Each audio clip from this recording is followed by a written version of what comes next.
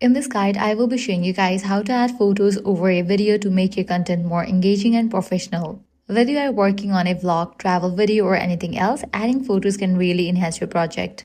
Launch your CapCut app, then add the video to your timeline. I'm using this video. Now I'm gonna add few pictures to this video. For that, what you will need to do is at the bottom, you're gonna find different option. Select the option overlay, then click on the option add overlay. With that, your gallery will open up. Now select the picture that you wanna add. You can repeat this process to add multiple photos to your video.